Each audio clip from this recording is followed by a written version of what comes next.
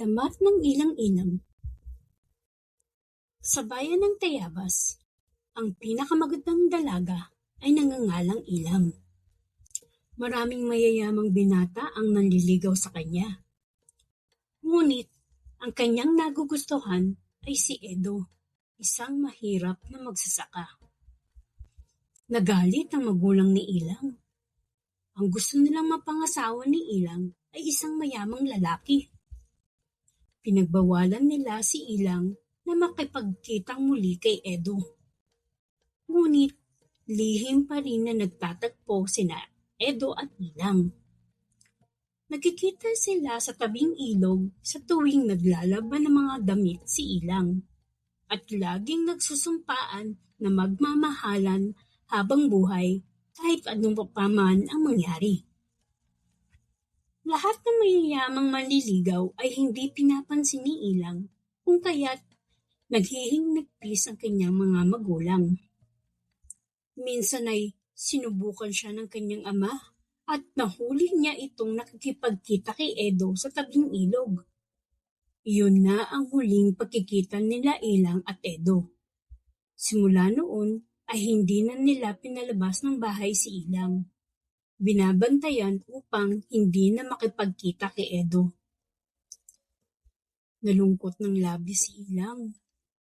Hindi na rin siya lumalabas sa kanyang sigid. Hindi na kumakain at hindi na rin nakikipag-usap kahit kanino. Unti-unting nanghina si Ilang hanggang magkasakit at tuluyang mamatay. Bago namatay ay hiniling ni Ilang na doon siya ilabing sa tabing ilog, ang lugar na pinagtatagpuan nila ni Edo. Labis din ang lungkot ni Edo. Hindi na siya nag-asawa at sa araw-araw ay binabatayan niya ang libingan ni Ilang. Isang araw ay may tumubok isang puno sa puntod ni Ilang. Inilagaan nito ni Edo hanggang sa mamulaklak. Naakit ang lahat sa halimuyak ng bango ng mga bulaklak ng puno. Simula noon ay lagi na lamang umiiyak si Edo habang nagbabantay sa puno at sinasambit ang pangalang Ilang, Ilang, Ilang. Simula noon, tinawag ang bulaklak na Ilang-Ilang, ang alamat ng Ilang-Ilang.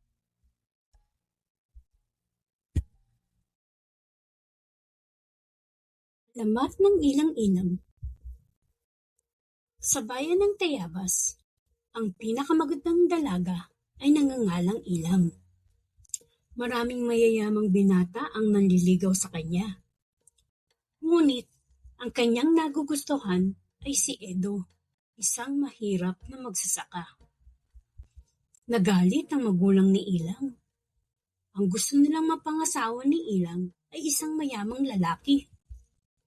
Pinagbawalan nila si Ilang na makipagkitang muli kay Edo. Ngunit, lihim pa rin na nagtatagpo sina Edo at Ilang.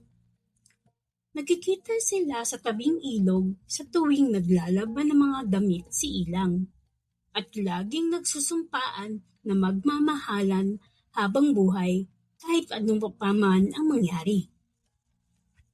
Lahat ng mayayamang manliligaw ay hindi pinapansin ni Ilang kung kaya't naghihingnigpis ang kanyang mga magulang.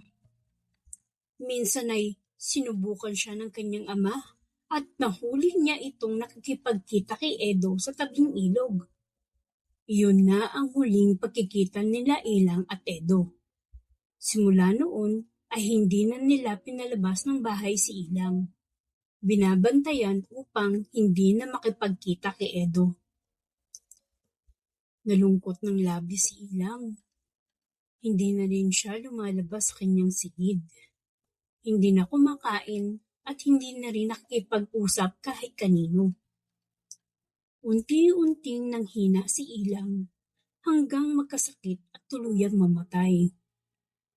Bago namatay ay hiniling ni Ilang na doon siya ilabing sa tabing ilog, ang lugar na pinagtatagpuan nila ni Edo. Labis din ang lungkot ni Edo. Hindi na siya nag-asawa at sa araw-araw ay binabatayan niya ang libingan ni Ilang.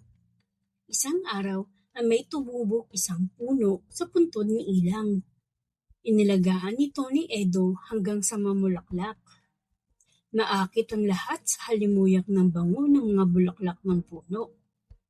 Simula noon ay lagi na lamang umiiyak si Edo habang nagbabantay sa puno at sinasambit ang pangalang Ilang, Ilang, Ilang.